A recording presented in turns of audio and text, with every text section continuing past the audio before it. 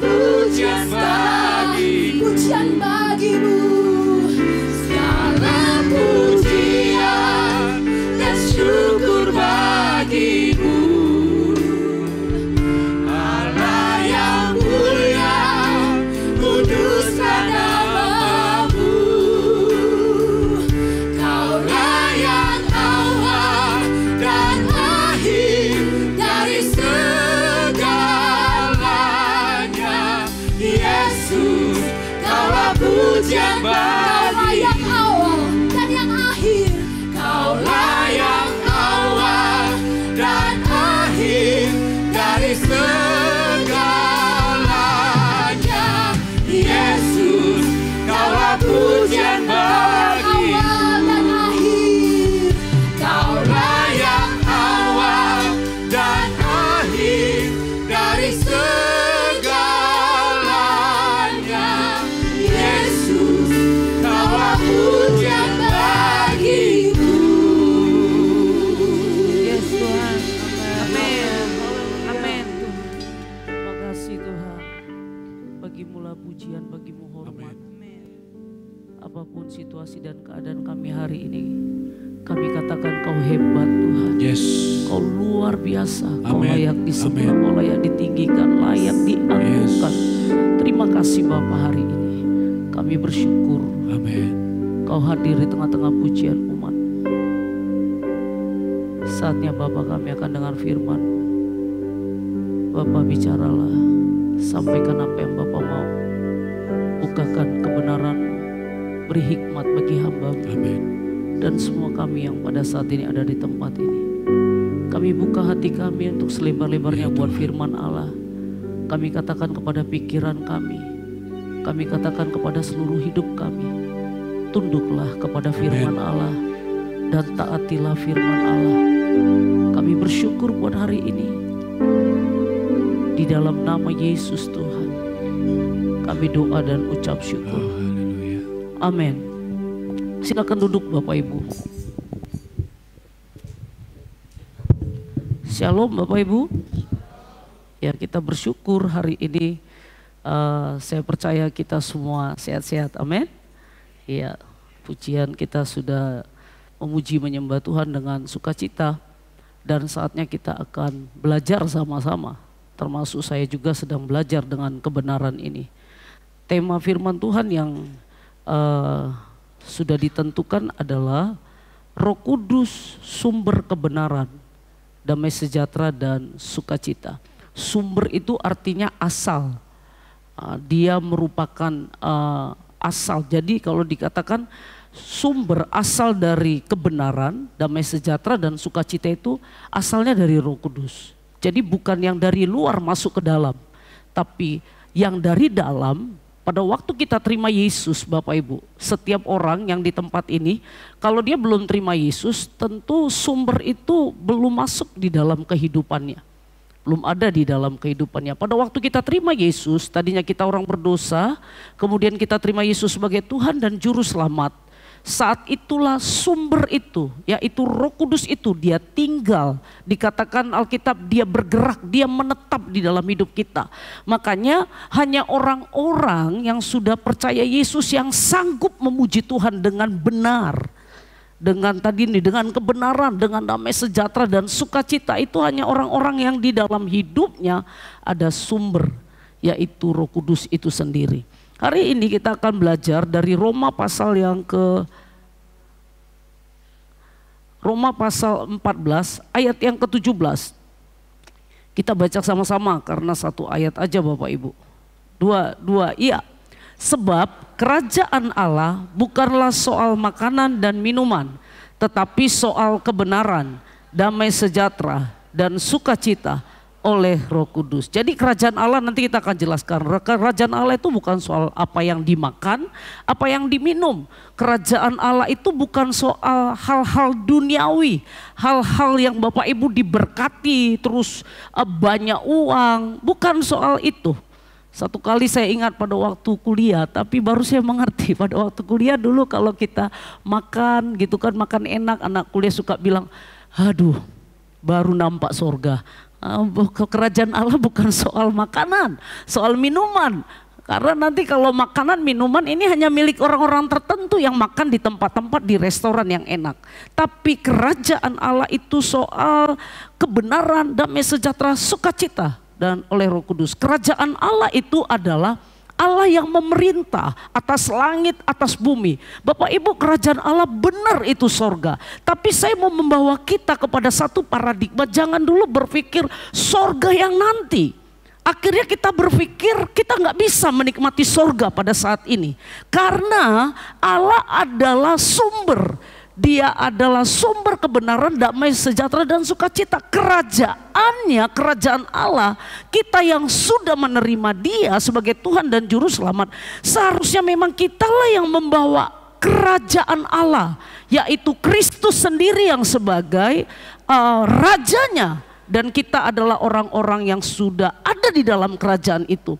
Jadi pada waktu saya ada di kantor, pada waktu saya ada di kampus, pada waktu saya ada di rumah, pada waktu saya ada di gereja, kalau memang benar kerajaan Allah, yaitu Kristus ada di dalam hidup saya, seharusnya lah kita orang-orang yang membawa kebenaran, damai sejahtera dan sukacita oleh Roh Kudus. Kalau ada kita semua orang merbada, itu memang asal ada dia merbada, asal ada dia ribut.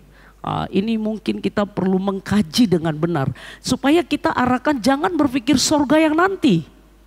Di dunia ini pun kita bisa menikmati sorga. Karena itu Alkitab yang katakan. Jadi kerajaan Allah bukan soal makanan minuman. Tetapi soal kebenaran, damai sejahtera dan sukacita. Kemudian satu lagi yang menjadi tema kita. Yohanes 14 ayat 27. Nah tadi yang kerajaan Allah tadi yang bukan soal makanan, ada janji, ini janji Bapa yang diberikan kepada kita. Kita baca Yohanes 14 ayat 27.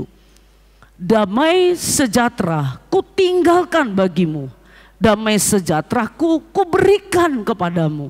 Dan apa yang ku berikan tidak seperti yang diberikan oleh dunia kepadamu. Janganlah gelisah dan gentar hatimu. Jadi ini pada waktu Yesus naik ke sorga, Dia menjanjikan Roh Kudus kepada para murid.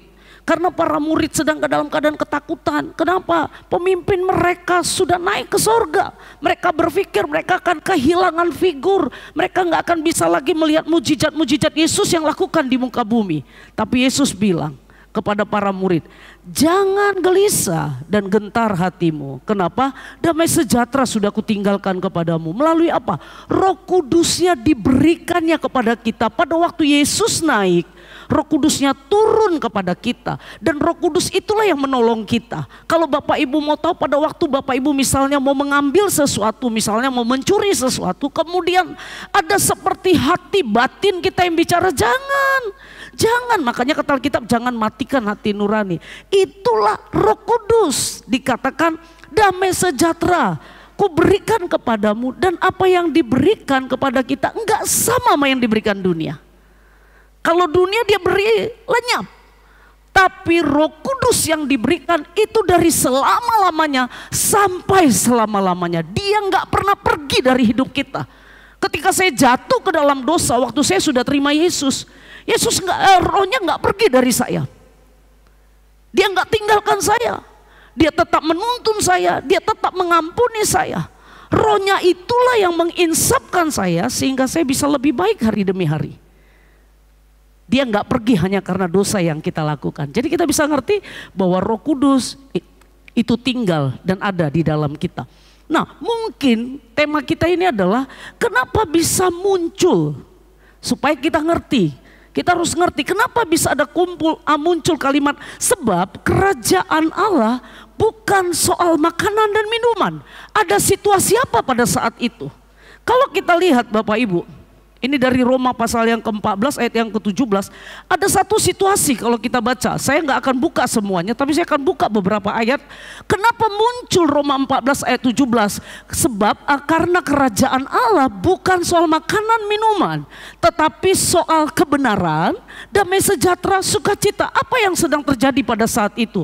Bapak Ibu, kira-kira kisahnya seperti itu. Pada waktu itu jemaat di Roma sedang mengadakan jamuan kasih. Biasa kan kalau jamuan kasih semua orang kita kan sering yang melakukan jamuan kasih, masing-masing bawa makanan. Kemudian makanan itu nanti ditaruh di tengah ataupun kita bisa change makanan satu dengan yang lain. Kira-kira sedang terjadi seperti itu. Tetapi kalau kita baca di ayat 1, terimalah orang yang lemah imannya tanpa mempercakapkan pendapatnya. Kemudian yang seorang yakin bahwa ia boleh makan segala jenis makanan, tetapi orang yang lemah imannya hanya makan sayur-sayuran saja. Jadi pada waktu melakukan ada jamuan kasih, ada orang-orang yang gak mau nyentuh makanan orang lain pada saat itu. Dan ada yang cuma makan makanannya sendiri, apa yang dibawanya dari rumah itu yang dia makan. Padahal saat itu adalah momen jamuan kasih. Paulus melihat ada sesuatu yang gak tepat. Ada yang tadinya tujuannya adalah kasih, tapi akhirnya jamuan kasih itu pun tidak tercapai. Justru akhirnya menimbulkan penghakiman di antara umat. Hanya masalah dua hal. Kita akan lihat kenapa muncul kalimat di Roma 14 ayat 17. Nah, ada perbedaan sikap yang dimiliki oleh dua kelompok kalau kita baca ayat pertama sama ayat 2. Pada saat itu mengenai masalah-masalah yang ditetapkan oleh agama. Karena pada saat itu ada orang Yahudi, ada orang non-Yahudi pada saat itu di situ. Dan Bapak Ibu, ada dua yang diperdebatkan kalau kita baca Roma 14 ayat 1 sampai 17. Yang pertama itu soal makanan. Kemudian yang kedua soal memperhatikan hari-hari tertentu. Ada yang kelompok satu berkata nggak boleh makan ini, nggak boleh makan itu, nggak boleh makan ini, nggak boleh makan itu. Yang satu bilang apa saja boleh dimakan. Terjadi perdebatan dan terjadi penghakiman pada saat itu. Dan ada yang menganggap ada hari-hari baik, tapi ada hari-hari yang nggak baik. Padahal kalau kita orang yang sudah percaya Kristus, semua hari adalah hari Tuhan. Tapi pada saat itu muncul, tidak semua makanan harus dimakan.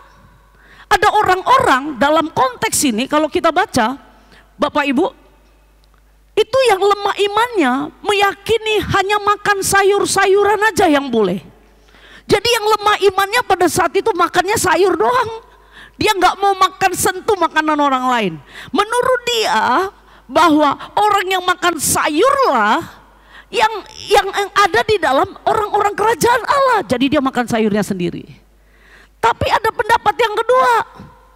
Orang yang lebih dewasa rohaninya meyakini boleh makan segala jenis makanan. Kita ini kan ada yang gak makan babi, ada yang makan. Ada yang bilang gak boleh makan ini, kira-kira begitu. Ada yang bilang nggak boleh nonton, ada yang boleh nonton.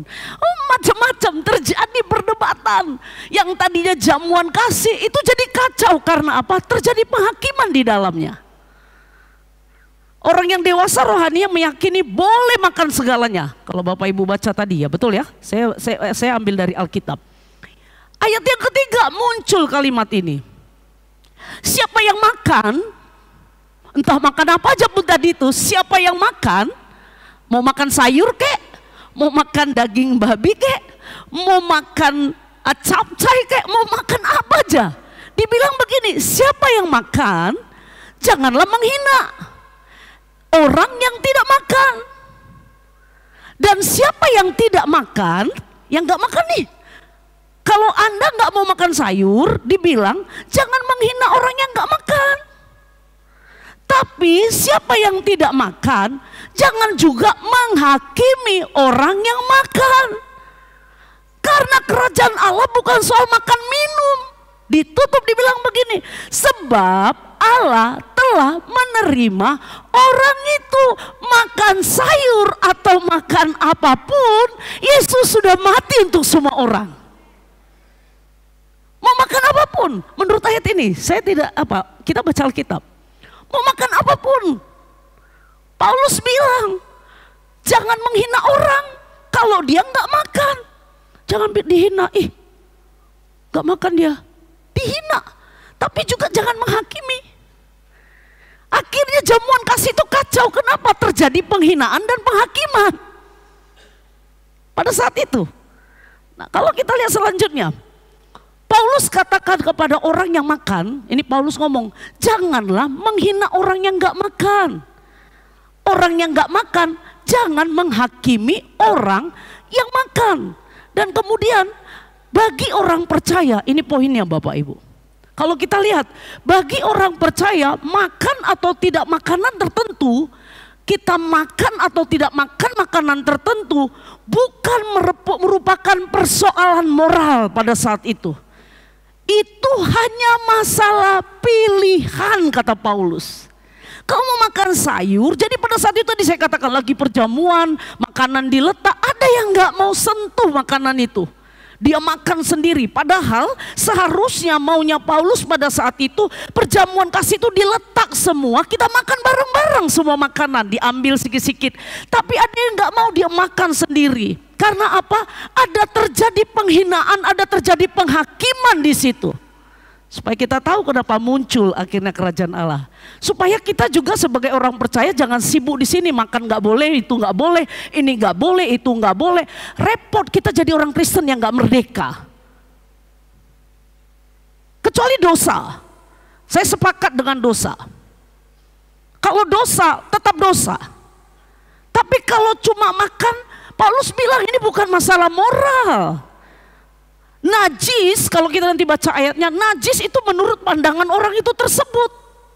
Nah, apa yang menurut pandangan orang tersebut, dia akan katakan itu najis, ya sudah biarin. Jangan juga kita menghakimi. Itu kata Paulus. Dia hanya mau menyampaikan itu bukan moral, tidak ada kaitannya dengan moral. Kemudian kalau kita baca selanjutnya, Roma 14 ayat 15. Yuk kita baca yuk, biar iman timbul dari pendengaran akan firman. Yuk, dua iya. Sebab jika engkau menyakiti hati saudaramu oleh karena sesuatu yang engkau makan, maka engkau tidak hidup lagi menurut tuntutan kasih.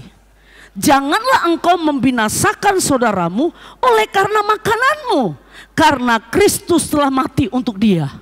Wow. Kalau kita punya konsep pemikiran seperti ini, jemaat ini menjadi orang yang merdeka. Karena apa? Ada sumber yang satu, kebenaran kita adalah firman. Kita tidak datang dengan konsep pengalaman-pengalaman kita. Ada orang pada waktu dia bertemu dengan Yesus, kemudian dia disembuhkan dengan penyakitnya. Konsep dia hanya mengerti bahwa Yesus penyembuh. Padahal ada banyak konsep. Dia Allah penyembuh, dia Allah yang maha kasih, dia Allah yang mengampuni, dia Allah yang kudus. Cukup banyak, tapi seringkali kita dikotakkan oleh pengetahuan kita. Kenapa? Karena kita tidak mengerti kebenaran itu secara utuh. Makanya dikatakan sumber kebenaran itu adalah Roh Kudus. Bukan pikiran saya, bukan pengalaman saya. Bahaya kalau pengalaman kita jadikan kebenaran. Bahaya kalau suatu pengalaman saya paksakan kepada semua orang untuk menjadi sebuah kebenaran. Kebenaran itu mutlak firman Allah. Dikatakan kalau Bapak Ibu hanya gara-gara dikatakan engkau menyakiti hati saudaramu karena sesuatu yang engkau makan, atau karena sesuatu yang engkau anggap itu benar, maka engkau tidak hidup lagi menurut tuntutan kasih. Tahukah Bapak Ibu, tuntutan kasih dari Kristus itu adalah walaupun engkau makan itu, tapi aku gak akan pernah menghakimi atau menghina engkau. Itu tuntutan kasih. Kata Alkitab, kasih itu sabar, kasih itu Allah itu sendiri. Kalau itu yang menjadi sumber kita, saya percaya pada waktu kita melihat ada perbedaan di antara kita, tidak akan ada penghakiman. Dan tidak akan ada hinaan di tempat ini. Seringkali yang memunculkan kalau kita baca dari jemaat-jemaat yang termasuk jemaat Filipi, seringkali konsep-konsep cara berpikir kita yang akhirnya membuat kita satu dengan lain. Merasa aku gak bisa dengan itu, aku gak bisa berteman dengan itu, aku gak bisa masuk dengan itu. Kenapa? Karena kita masuk dengan konsep berpikir kita sendiri. Bukan ini yang menjadi pertemuan kita, firman. Bapak Ibu, apapun pengertian kita, pengetahuan kita, pengalaman kita, saya mau katakan inilah yang mutlak, yang menjadi pegangan kita bersama. Amin. Amin. Jadi dikatakan jangan engkau membinasakan saudaramu karena makanan. Binasa dia, binasa artinya karena kita hina, kita hakimi. Kau kok masih makan daging babi kau? Besok nggak mau gereja dia. Hanya gara-gara daging babi. Nggak mau lagi dia gereja. Dibinasakan. Makanya dikatakan Paulus, jangan engkau membinasakan.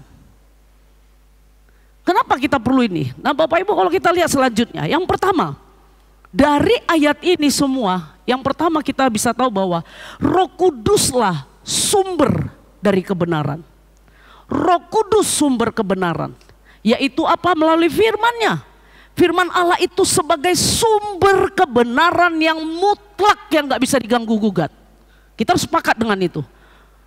Kebenaran Allah, firman Allah, ini firman Allah. Ini adalah mutlak, dia gak bisa diganggu oleh apapun. Oleh pengalaman kita kah? Oleh hebatnya mungkin penafsiran kita tentang Alkitab. Atau apapun pengetahuan-pengetahuan kita. Saya mau katakan yang mutlak adalah firman. Bukan pengalaman. Bapak Ibu kalau pengalaman jadi kebenaran sulit. Karena masing-masing kita berdoa kita bilang, oh aku dengar suara Tuhan, kata Tuhan begini. Gak bisa. Kebenaran yang mutlak itu adalah firman Allah. Apapun yang kita sampaikan harus sesuai dengan firman Allah. Kemudian di dalam Mazmur 119 ayat 160 dikatakan begini. Dasar firman-Mu adalah kebenaran. Dan segala hukum-hukum-Mu yang adil adalah untuk selama-lamanya. Aturan-aturan dari hidup kita itu semuanya ada di sini Bapak Ibu. Di dalam Alkitab. Sebabnya saya selalu bilang, selalu dalam mimbar ini. Jemaat GKKD harus jemaat yang suka baca Alkitab. Jangan tunggu hanya dari hari Minggu begini. Belajar, kemudian pada waktu ada yang nggak tahu, Bapak Ibu bisa share kepada mungkin ketua persekutuan. Aku tadi baca Alkitab seperti ini, boleh nggak diberikan penjelasan bagaimana? Karena apa? Itulah sumber kita. Dikatakan Roh Kudus sumber kebenaran. Kebenaran itu apa? Itulah firman. Dialah sumber aturan-aturan kita, yaitu Allah yang tinggal di dalam firman. Bukan pengalaman, bukan logika, bukan kepintaran. Kemudian ayat Yohanes 8 ayat 32. Dan kamu akan mengetahui kebenaran.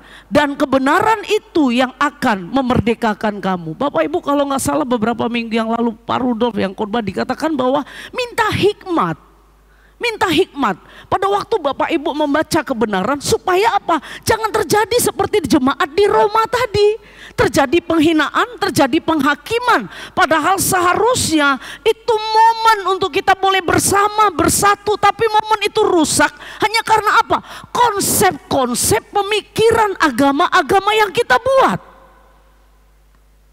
Sampai dikatakan kita menghancurkan yang namanya hukum kasih. Kasih Kristus.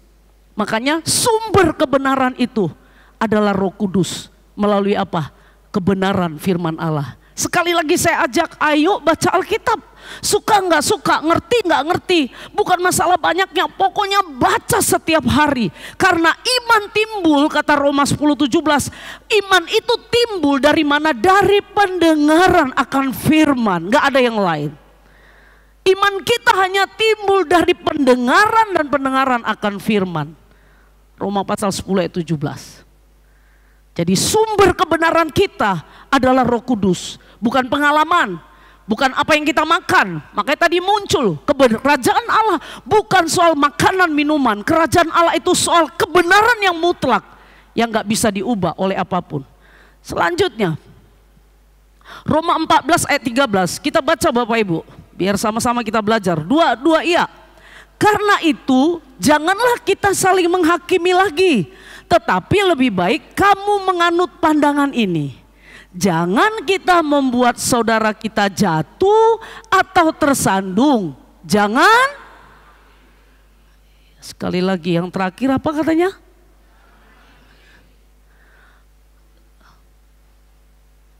Kalau gereja ini kita jadikan standar kebenarannya adalah kasih, Bapak Ibu. Saya pernah bilang bahwa kalau gereja ini atmosfernya kasih, penerimaan, kebenaran itu kan adalah Allah yang kasih. Di dalamnya tidak ada penghakiman. Saya percaya pada waktu orang datang memuji, menyembah, dia sudah merasakan kasih Allah. Karena apa? Tidak ada orang-orang yang sinis yang datang untuk menghakimi. Satu kali ada seorang bertanya kepada saya, Kak Alin, seandainya kita berandai-andai adalah anak pang tayo, yang si Panggaron itu loh, si Panggaron, anak pang yang rambutnya hijau, di merah-merahi, di tinggi-tinggi, makin degil dia, makin pang dia. Itu ciri anak pang, semakin degil, semakin pang. Jadi satu kali ditanya begini sama seorang sama saya, Kak Alin, misalnya adalah datang segerombolan anak pang datang ke gereja dengan gaya bau, kucel, kan mereka jarang mandi tuh. Karena kalau Bapak Ibu baca sejarah anak pang itu ditentukan oleh kedegilan, kebauannya, semakin bau semakin pang. Benar nggak itu terjadi di Inggris? Saya waktu baca, oh begitu rupanya. Makanya mereka bau semua, lewat aja, kalau Bapak Ibu lewat itu lalat saya lihat pingsan-pingsan semua, saking baunya luar biasa. Seandainya kita mau berandai-andai kita bareng-bareng di tempat ini, datanglah anak pang ke gereja ini dengan gaya yang seperti itu bau, dan mereka semua ambil posisi kita di depan. Apa yang kita lakukan?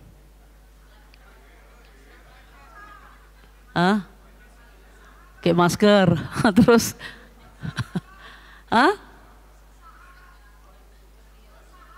bersahabat, itulah kasih. Tapi kalau begitu datang mereka duduk di baris, saya yakin ini yang ibu-ibu, tapi nggak di sini pasti. Pasti akan langsung bilang, selamatkan tas. Perhatiin tas, hati-hati. Jangan terlalu percaya dengan keramahan mereka. Kita masuk dengan konsep-konsep kebenaran kita. Dan itulah yang membuat orang gak mau datang ke gereja. Karena kita terlalu sinis lihat orang. Ketika orang itu berbeda dari kita. Kerajaan Allah bukan soal begitu. Kerajaan Allah soal kebenaran. Satu kali ada sebuah survei. Beberapa orang narkoba. Kemudian ketika mereka bertobat, mereka diutus. Pada waktu itu saya kerjasama sama BNN. Mereka ditaruh ke beberapa gereja-gereja. Bapak Ibu, kira-kira 3 bulan semua mereka 100% keluar dari gereja.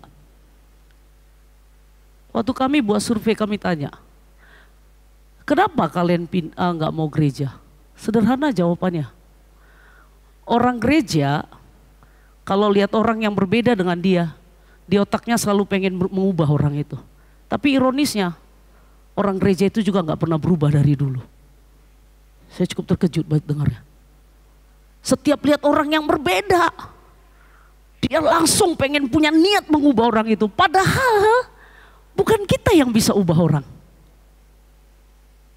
Tapi ironisnya dia bilang orang gereja itu pun nggak pernah berubah. 3 bulan kami ada di gereja. Di sini nggak ada. Di sana yang banyak, di gereja-gereja sana itu. Kalau di sini lihat orang-orang yang lain penampilannya, wah gak apa-apa, puji Tuhan. Langsung bersahabat. Amin. Amin. Kerajaan Allah bukan soal makanan, minuman. Jangan hakimi saudaramu. Karena menghakimi bukan tugas kita. Menghakimi itu tugas Tuhan. Tugas kita adalah disuruh mengasihi. Sekali lagi saya tekankan. Tugas penghakiman itu tugas Tuhan. Jangan ambil tugas Tuhan, ambil tugasmu mengasihi semua orang. Itulah kerajaan Allah. Amin. Amin. Kita budayakan cinta dan kasih di gereja ini. Iya. Saya pernah dengar satu kali katanya orang-orang yang dari Ibu Maria datang ke sini, ada yang ngambil kadang minuman. Mari kita nikmatin itu sebagai satu suasana. Karena itulah yang Tuhan harus izinkan. Kalau hari ini mungkin nggak itu, kalau mungkin kita di sini ada yang berbeda-beda. Ada yang datang ke gereja pakai sandal jepit, ada mungkin dia nggak bisa beli baju semewah kita, branded. Saya pikir mari kita welcome dengan orang yang begitu karena Yesus sudah mati buat dia. Amin, amin. Jangan kita menghakimi. Selanjutnya, kita secara pribadi nanti akan bertanggung jawab tentang diri kita kepada Tuhan. Jadi nggak usah menghakimi. Kita baca Roma 14 ayat 12. Dua iya. Bertanggung jawab tentang dirinya sendiri kepada Allah. Jadi nggak usah hakimi orang. Kerajaan Allah itu bukan soal makan minum, tapi lakukan kebenaran. Jadikan firman sebagai standar kebenaran dalam gereja ini. Kita tebarkan kasih dalam gereja ini, penerimaan. Kita ciptakan penerimaan utuh dalam gereja ini. Ada orang yang pernah jatuh, ada orang punya masa lalu yang buruk, ada orang-orang yang pernah gagal karena satu dan lain hal, ada orang-orang yang level kehidupan sosialnya berbeda sama kita. Saya mau katakan, jangan menghakimi. Mari kita berikan kasih. Karena apa? Satu hari kelak saya itu secara pribadi ngadep Tuhan. Para diaken gak perlu dampingi saya, gak perlu. Saya secara pribadi Tuhan panggil Alin. Gak tahu saya Tuhan panggil nama saya lengkap atau panggil Alin gitu, lebih gehol gitu ya. Dia panggil Alin gitu. Ya Tuhan kasih tunjuk, Alin ini yang kau lakukan. Ini mahkotamu. Satu hari kelak kita masing-masing datang kepada Tuhan. Saya mau katakan cuma satu. Berhenti menghakimi orang. Karena sumber Roh Kudus, Dia memberikan kebenaran untuk memerdekakan kita. Bagian kita, hiduplah di dalam kebenaran itu. Supaya jangan kacau seperti jemaat di Roma. Selanjutnya Roma 14 ayat 17. Itulah yang menyebabkan muncullah ayat ini. Sebab kerajaan Allah bukan soal makanan dan minuman, tetapi soal kebenaran, damai sejahtera, dan sukacita oleh Roh Kudus. Karena udah mulai kacau ini, keadaan kacau. Keadaan mulai rusuh. Kebenaran, damai sejahtera, sukacita. Sumbernya bukan, kita ini bukan ditentukan oleh apa yang keluar kemudian masuk ke dalam. Tetapi oleh Roh Kudus, sumber yang dari dalam itu yang kita masukkan keluar, yang kita keluarkan keluar. Yaitu Roh Kudus yang menjadi sumber kebenaran. Kalau kita lihat selanjutnya, yang kedua, Roh Kudus adalah sumber damai sejahtera dan sukacita. Tadi saya katakan karena penghakiman, karena penghinaan terjadi kekacauan di jemaat. Kacau, mulai satu dengan yang lain menganggap yang ini lemah imannya, yang ini lebih dewasa, ini orangnya nggak percaya, yang ini setengah percaya. Mulai terjadi penghakiman dan penghinaan. Tapi Pak, saya mau katakan, di tengah-tengah kekacauan itu, di tengah-tengah situasi penghakiman dan penghinaan, mungkin ada orang-orang yang dihina, mungkin ada orang-orang yang dihakimi, dan situasi tentu orang pada waktu dihakimi, dihina, pasti nggak enak. Situasinya pasti dia bisa terluka dan kecewa. Tapi saya mau katakan, sumber sukacita kita, sumber damai sejahtera kita bukan berasal dari orang lain, tapi dari Roh Kudus yang ada di dalam diri kita. Saya nggak bisa mengontrol Posma untuk tidak menyakiti saya, tapi saya bisa berkata tidak kepada hati saya untuk menyimpan kekecewaan yang dia lakukan. Jaga hati tugas saya. Mazmur dikatakan Amsal, jagalah hatimu dengan segala kewaspadaan. Kenapa? Dari situ pancaran kehidupan. Enggak disuruh Rosalin jaga hati 1 GKKD, enggak. Halo, supaya kita terbuka, supaya kita tidak ditentukan oleh keadaan yang dari luar. Alkitab katakan, jaga hatimu. Situasi di luar engkau nggak bisa kontrol, tapi engkau bisa menguasai hatimu, bisa menjaga hatimu. Kenapa? Karena ada sumber damai sejahtera dan sukacita, yaitu Roh Kudus di dalam dirimu. Situasi saya nggak bisa ubah, nggak bisa saya ubah. Tadi malam saya pulang dari gereja ini, ban saya kempes. Saya bisa marah, kenapa? Siang sebelum doa puasa saya baru ganti ban. Wah, ini ban baru diganti dan itu bukan pecah, bukan bocor. Dia tiba-tiba melembus gitu, sampai waktu naik mobil itu mobilnya glutuk. Kok jadi begini? Begitu saya keluar, ini saya langsung, ini tukang ban kenapa ini? Akhirnya saya coba pikir tenang. Besok mau khotbah damai sejahtera, ban bocor malam-malam. Ini pilihan antara, ini judulnya ketika cinta harus memilih. Bapak Ibu, saya mau katakan sama kita, nggak ada yang bisa mengontrol keadaan. Tapi saya bisa menguasai hati saya. Kenapa? Ada Roh Kudus di dalam yang bisa memampukan saya untuk saya tidak marah dan kecewa dengan keadaan. Ada pesta yang tadinya harusnya makan sama-sama sukacita, tapi terjadi penghakiman. Tapi saya mau katakan, mungkin ada orang yang pada saat itu kecewa, ada saat itu orang yang merasa dihina, dihakimi. Tapi saya mau katakan sumber sukacita datangnya dari Roh Kudus. Dan Roh Kudus itu ada di hati kita. Sedikit lagi Bapak Ibu. Roma 15 ayat 13. Ayo kita baca sama-sama yuk. Dua iya. Semoga Allah sumber pengharapan memenuhi kamu dengan segala sukacita dan damai sejahtera dalam iman kamu. Supaya oleh kekuatan Roh Kudus kamu berlimpah-limpah dalam pengharapan. Wow. Tahukah Bapak Ibu? Damai sejahtera yang membuat kita pada waktu ada badai, ada situasi yang gak enak dalam hidup kita, yang bisa membuat kita damai sejahtera dan sukacita. Kenapa? Karena ada pengharapan yang diberikan oleh Roh Kudus, yang diberikan oleh Kristus kepada kita. Apakah pengharapan itu? Kita pasti bisa melalui. Mungkin ada penghakiman, mungkin ada penghinaan, mungkin ada pergumulan demi pergumulan. Tapi saya mau katakan, Allah sumber damai sejahtera dan sukacita yang memberikan pengharapan kepada kita. Itulah yang membuat kita bisa melalui semuanya. Ada Roh Kudus di dalam kita. Amin. Hari-hari ini siapa yang sedang bertempur mungkin dengan kehidupannya. Mungkin ada yang bilang, aduh aku makan aja susah. Aduh ini anak-anak sekolah, kuliah, mulai bingung, mulai kelabakan untuk harus memikirkan banyak hal. Mulai rasanya kerasa kerusuk. Saya mau katakan, minta Roh Kudus yang ada di dalam hidupmu itu. Katakan, Tuhan berikan aku damai di tengah-tengah badai. Berikan aku ketenangan, berikan aku sukacita di tengah-tengah duka cita. Di tengah-tengah kesulitan yang aku alami. Karena dialah sumbernya. Dia akan memberikan pengharapan. Filipi 4 ayat 13 kita baca dengan kuat. Dua iya. Segala perkara dapat kutanggung di dalam Dia yang memberikan apa? Kekuatan kepadaku. Ini yang menjadi tema kita yang dikatakan Yohanes 14 ayat 27.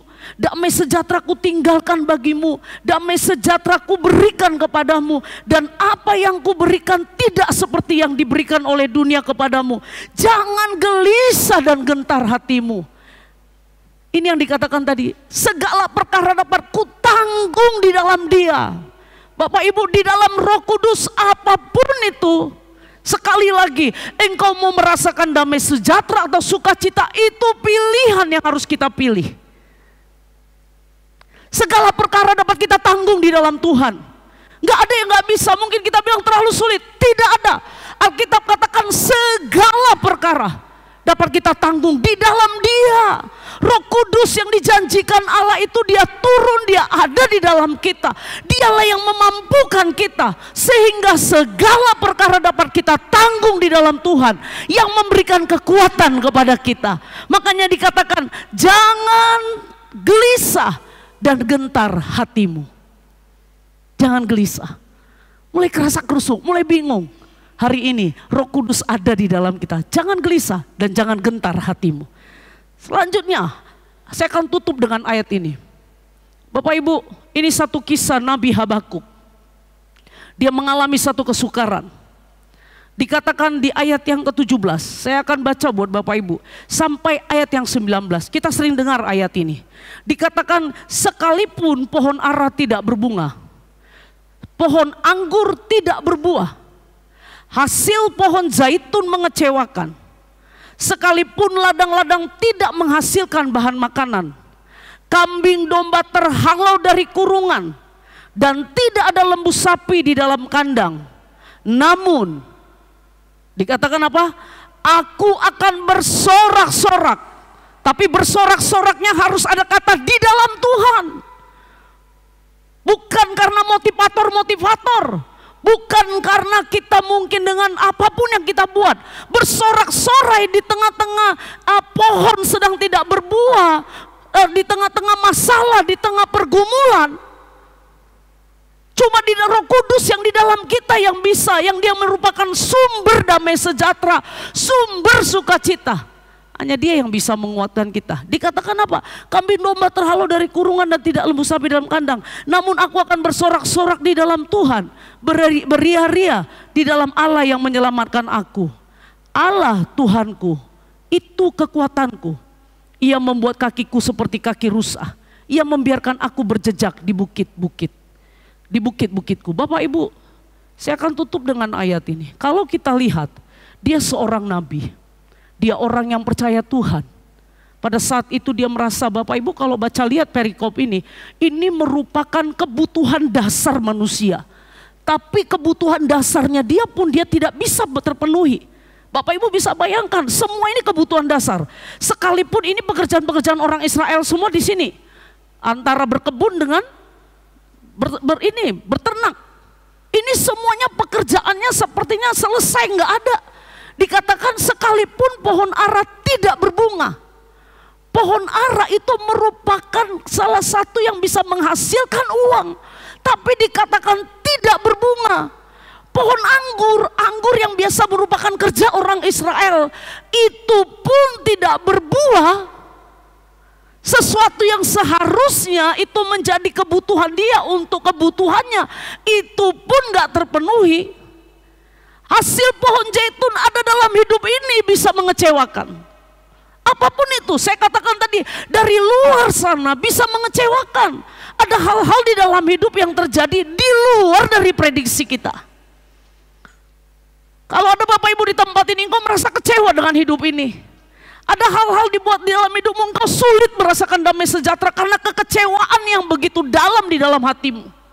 Kemudian dikatakan apa? Sekalipun ladang-ladang tidak menghasilkan bahan makanan.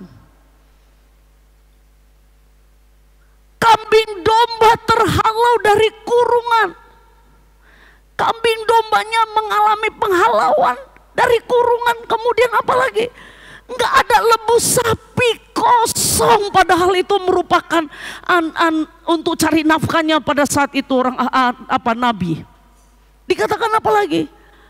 Namun aku akan bersorak-sorak.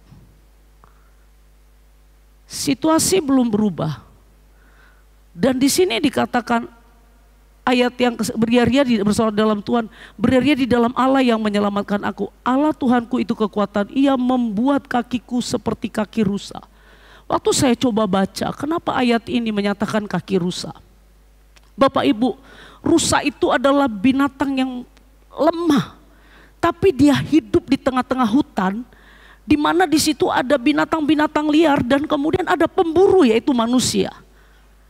Nah, dia akan gampang karena dia lemah, dia akan gampang jadi buruan dan kemudian bisa dimakan oleh binatang buas pada saat itu. Tapi tahukah Bapak Ibu, ada satu yang hebat, ada satu yang luar biasa dari kaki rusa. Kaki rusa itu adalah kaki yang sangat kuat.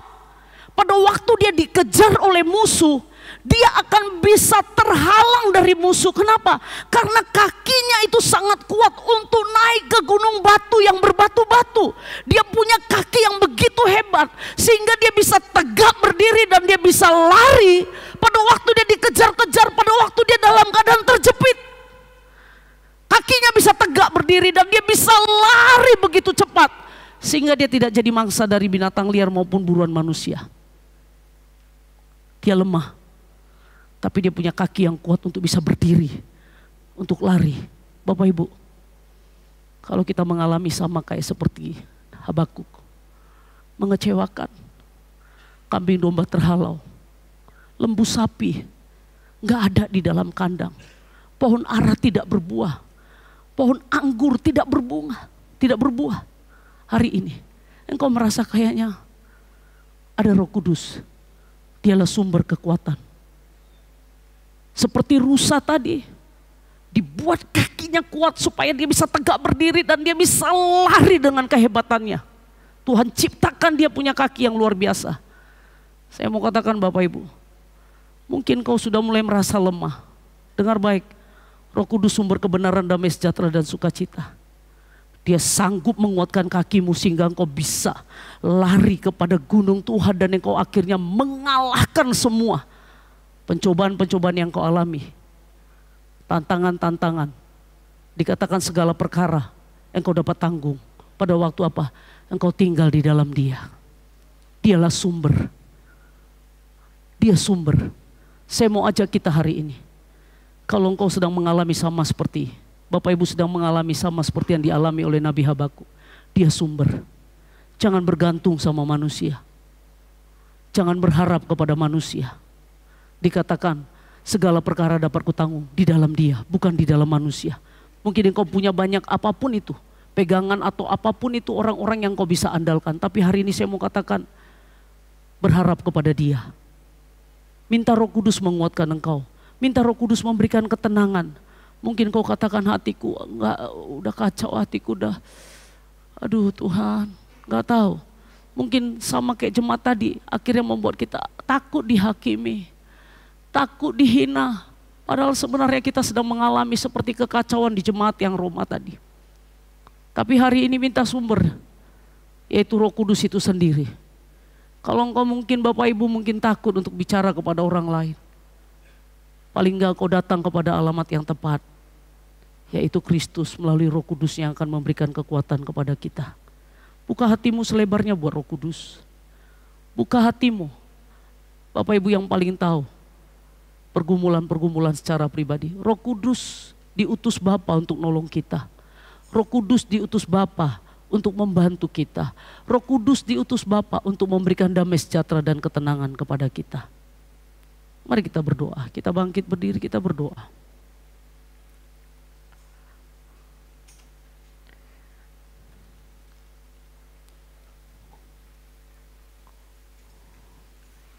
Roh Kudus adalah sumber damai, sumber kebenaran, dan sumber sukacita. Datang kepada Dia. Sekalipun pohon ara tidak berbunga, pohon anggur tidak berbuah, pohon zaitun mengecewakan, kambing domba terhalau dari kandang, lembu sapi tidak ada di dalam kandang. Tapi dengar baik, pilihlah hari ini untuk beria-ria di dalam Tuhan. Sukacita Tuhan itu kekuatan kita. Karena ada satu pengharapan bahwa Dia adalah Allah yang baik. Jangan takut dihakimi, jangan takut dihina oleh orang lain. Engkau gak bisa stop orang lain. Tapi hari ini izinkan Roh Kudus yang menguasai hati dan pikiranmu. Jangan sibuk dengan pendapat orang lain. Satu hari kelak masing-masing kita akan datang secara pribadi kepada Tuhan. Kita gak butuh orang lain. Jangan mau dikuasai oleh penghakiman manusia. Kemerdekaan harus memerdekakan kita. Yesus sudah mati di atas Kalvari. Ditanggungnya dosa kita, ditanggungnya kelemahan kita, ditanggungnya sakit penyakit kita, ditanggungnya seluruh kehidupan kita. Diberinya Roh-Nya yang kudus untuk mengajari kita, menuntun kita melalui masa-masa sukar, lembah-lembah kelam dalam kehidupan ini. Dia yang sanggup memberi engkau sukacita dan damai sejahtera. Sama seperti rusa, dikuatkan kakimu untuk engkau bisa tetap berdiri dalam hadirat-Nya dan berkata, ini aku Tuhan, aku butuh Roh-Mu. Aku butuh Roh Kudus.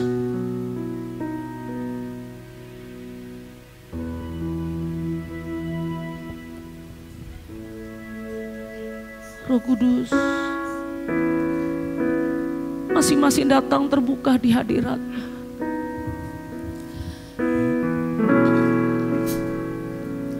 Yesus, Kau kebenaran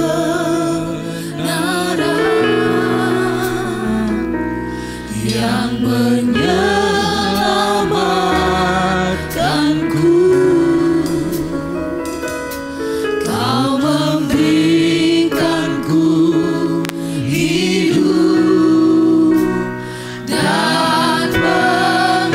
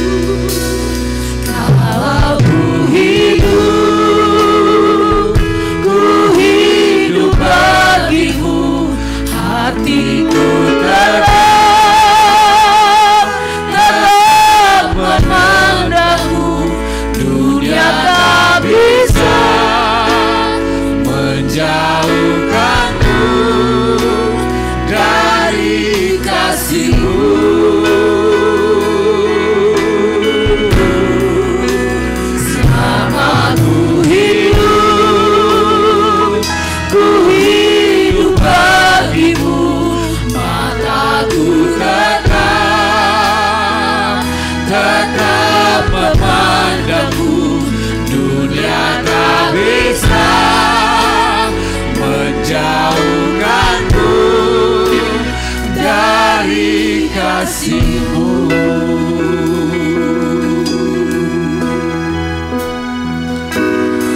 Yesus, Kau kebenaran. Kami buka hati kami untuk Menyelamatkanku. bebaskan kami. Kau memberikanku hidup dan pengharapan.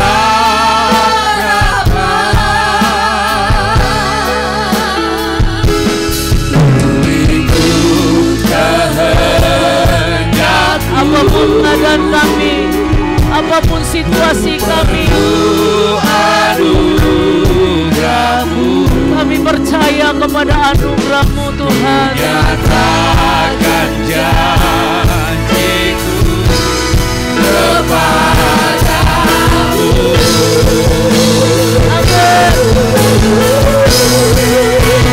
Nyawaku hidup, ku hidup bagi-Mu. Hatiku tetap memandang-Mu.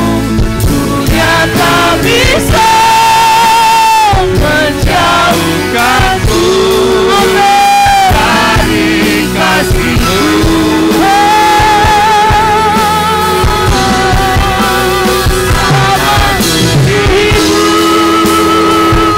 Ku hidup bagi-Mu. Mataku tetap memandang-Mu. Dunia tak bisa menjauhkanku dari kasih-Mu. Nyawaku hidup, ku hidup bagi-Mu. Mataku tetap memandang-Mu.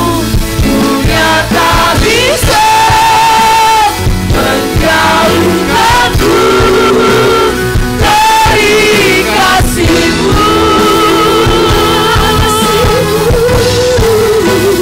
Selama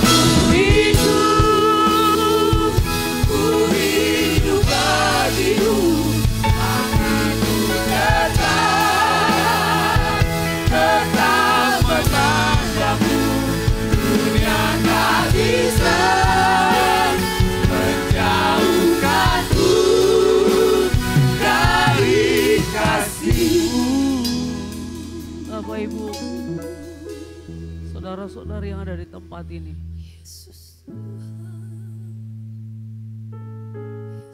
Roh Kudus adalah sumber kebenaran. Roh Kudus sumber damai sejahtera dan sukacita. Pujian tadi dikatakan, kalau ku hidup, aku cuma hidup buat Tuhan.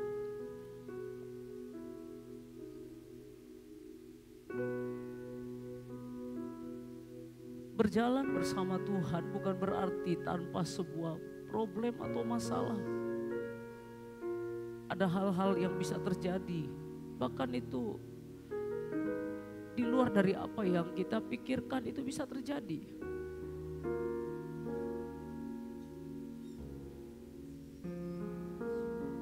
Tapi hari ini percayalah ada Roh Kudus di dalam hidup kita. Kalau hari ini Tuhan masih mengizinkan kita ada di tempat ini, Dia pengen hidup kita menyembah Dia. Dia pengen hidup kita menyenangkan hatinya. Tapi seringkali karena ada problem pergumulan membuat kita sepertinya berhenti. Kita takut, kita gelisah. Padahal keselamatanmu Dia beri, Dia berikan anugerahnya, Dia berikan rohnya yang hebat bagi kita.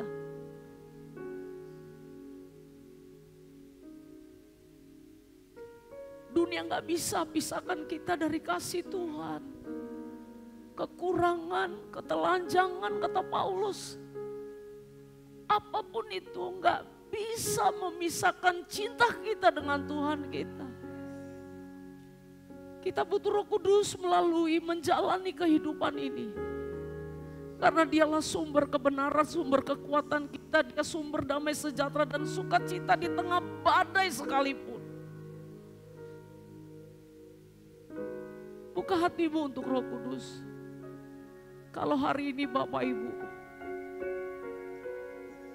mungkin sedang dalam pergumulan, terasa berat dalam kehidupan, Bapak Ibu, saya mau katakan Roh Kudus ada di dalam hidupmu. Dia siap menolong engkau. Kalau engkau berkata, Tuhan, aku butuh Roh Kudus-Mu, aku butuh ditolong, aku butuh hikmat. Sepertinya aku terbentur, aku bingung harus buat apa. Minta hikmat dari dia. Dialah sumber kebenaran itu. Gak ada yang lain. Jangan bergantung sama manusia, engkau akan kecewa.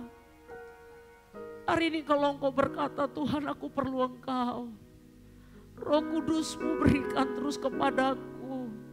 Biarkan aku menghidupkan Roh Kudus yang ada di dalam aku. Kalau Bapak Ibu berkata seperti itu, tadi kata pujian ini, gak ada yang memisahkan kita. Kalau engkau mulai kehilangan kasih, kehilangan cinta mula-mulamu kepada Allah, karena persoalan demi persoalan, hari ini minta Roh Kudus membangkitkan kembali kasih-Mu. Mungkin engkau merasa dihakimi, ada orang-orang yang menghina, yang mengecewakan engkau seperti jemaat di Roma. Hari ini ada sumber sukacita damai sejahtera-Mu, bukan ditentukan dari luar, bukan ditentukan oleh dunia ini, tapi oleh Roh Allah itu sendiri. Kalau engkau berkata, Tuhan, aku rindu damai sejahtera dan sukacita itu di tengah-tengah badai, di tengah situasi yang sulit ini. Kalau engkau berkata seperti itu, taruh tanganmu di dada dan katakan, kalau ku hidup bagimu Tuhan. Amin. Kalau ku hidup bagimu, mataku tetap menyembah-Mu. Dunia tak Kalau Bapak Ibu berkata, ini aku Tuhan, taruh tanganmu di dada sebagai tanda penyerahan imanmu kepada Tuhan. Taruh tanganmu di dada, katakan, Roh Kudus, ini aku. Roh Kudus, berikan damai-Mu, sukacita-Mu, ketenangan di dalam hadirat-Mu. Arahkan hatimu kepada Kristus, kepada karya salibnya yang luar biasa. Dari kasih-Mu,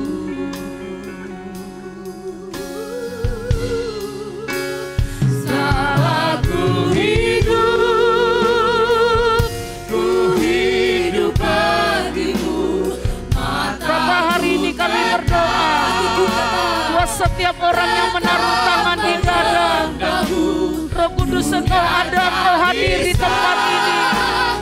Amin.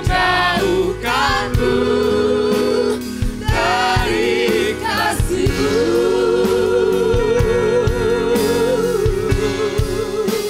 Selama ku hidup, Pandang Kristus dengan karya salibnya. Arahkan hatimu dan katakan, aku mau hidup untuk Engkau Tuhan. menyembah-Mu. Dunia tak bisa menjauhkanku dari kasih-Mu. Katakan, haleluya. Aku hidup bagimu, mataku tetap memegangmu. Dunia tak bisa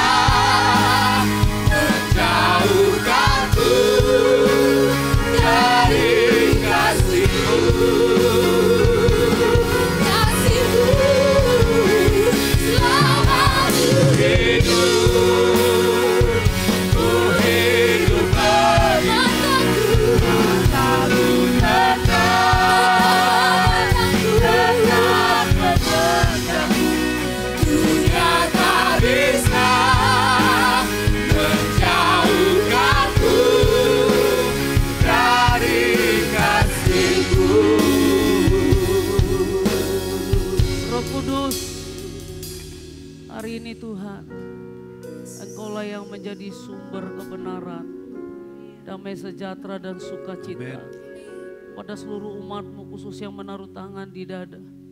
Tuhan tolong, berikanlah Tuhan damai sejahtera-Mu. Di dalam hadirat-Mu lah kami bisa merasa tenang. Di dalam hadirat-Mu lah kami bisa merasakan ketenangan, damai sejahtera, sukacita yang gak bisa diberi oleh dunia. Roh Kudus mengalir, penuhi setiap hati di tempat ini yang sedang gundah gulana.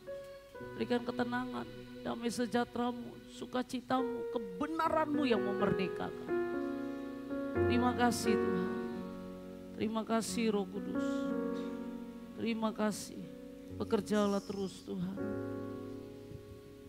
Terima kasih Bapak. Selalu